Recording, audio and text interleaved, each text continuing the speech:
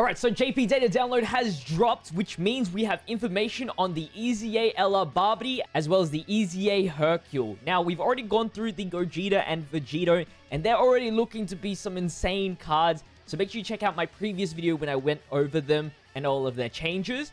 But let's go into the main two units that I'm most excited about, the Babidi and Hercule. First off, let's jump into Babidi's details. So, 3 key, 140% attack and defense up. Extreme class allies attack and defense plus 30%. High chance to dodge the enemy's attack as well if you're versing super type enemies.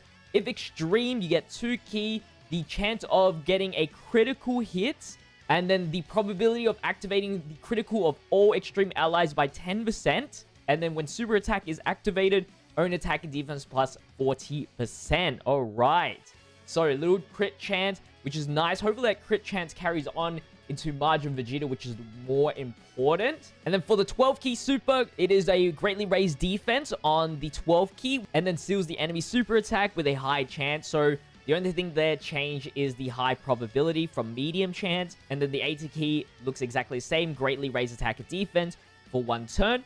And then stunning with high chance. So the stunning and the sealing just increased chance, which there wasn't much, obviously, to change afterwards because they already had the greatly raising of the defense and attack. The only justifiable thing would have been, like, greatly, massively raising attack and defense, which is unlikely as heck, or adding, like, a lowering attack or lowering a debuffing effect on the end of the effect there, having, like, 3 different effects on the SA. But, yeah, this is the minimum you could have gone there. Now into their standby effect being Majin Vegeta. I forgot to mention the leader skill is Inhuman Deeds, 3 key and 120% stat boost. Cannot attack, 3 key up and 150% defense. When 12 key or higher, defense was 100%. When 15 key or higher, 40% damage reduction. So a little bit buffed up there. And then when 18 key or more, 10% HP recovery at the end of the turn. 300% attack up when the finish skill is activated. So no critical, but looking at the good side, pretty much just doubled his attack. It went from 150% attack up to 300%. So we're going to see a really strong finishing skill. And then the HP recovery and, of course, a little bit extra tankiness, which is definitely much needed as well. So I can't wait to use them. I would say, if you haven't done the potential system yet, definitely go with critical. Your 300% attack up is going to be much needed. It is nice to have the additionals for the Babidi phase, but I think he can deal with just getting 1 super attack every single time. You can have it split, but it's definitely better to just get that critical chance up for sure, in my opinion. Split or critical up as max as possible. So now for the EZA physical Hercule. I like his sticker effect, actually. It's not bad, the little part of his arm. He is an Earthbred warrior, so that was a new thing changed for the global side. So now everything is Earthbred warriors, which doesn't sound right at all. 77% leader skill and 3 key. And then for physical as well, 3 key and 50% up. At the start of the turn, increases defense by 200% and high probability of attack and defense of all enemies down by 20%. 150% increase in own attack when super attack is activated. If there are enemy or allies participating in attack that are world tournament, 3 key and 50% attack and defense when super attacking the enemy. If the attacker is attack and defense down, you're able to have a high chance to do another super attack.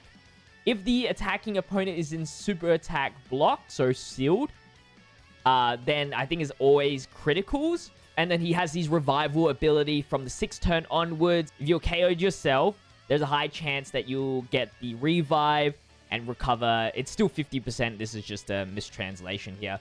It's still 50% HP recovery. I don't think that changed at all. I would have liked a great chance just to be more consistent, but it doesn't look like that's going to happen. And then for the 12 key super, 1 turn defense rises super significantly. I think that's better than very significantly, which is a massive. So I think the defense is a massively raised defense, which is 100% defense increase. If I'm wrong, let me know in the comment section down below. And then the high probability of 1 turn raising the attack greatly. And then supreme damage to the enemy. So Hopefully, I'm correct in saying that the defense is actually, like, massively raised defense, because that's going to be very, very, very helpful. I would say if that is the case, maximum additional for sure. Especially with his, I guess, guaranteed criticals here, I believe it is. If you are sealing the enemy's attack, which in Majin Buu Saga free-to-play, there's a lot of sealing going on. Obviously, it is only specific stages that can only be sealed, so yeah. One last thing I want to cover is the EZA, Ella, Vegito's, and Gogeta's weaknesses. Vegito's is Realm of God, so you definitely want to be running the Ella Merge Zamasu to do the most amount of damage there. Remember, you need LRs in order to do extra bonus damage. Realm of Gods is just the tanking. And then for the Gogeta, it is Pure Saiyans, which is a lot more easier for me.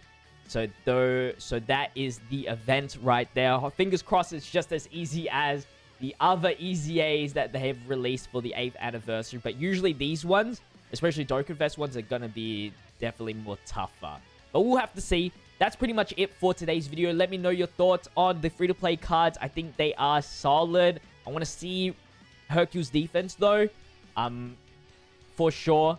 Especially with the stat upgrade and post-super effect. Make sure you subscribe with the notification bell on so you don't miss out on when I upload my showcases for the Babidi and Hercule. And then later on, the LR's EZA. Make sure to leave a like on today's video and comment down below. Until the next one, stay healthy, stay safe, stay fizzy. Peace out.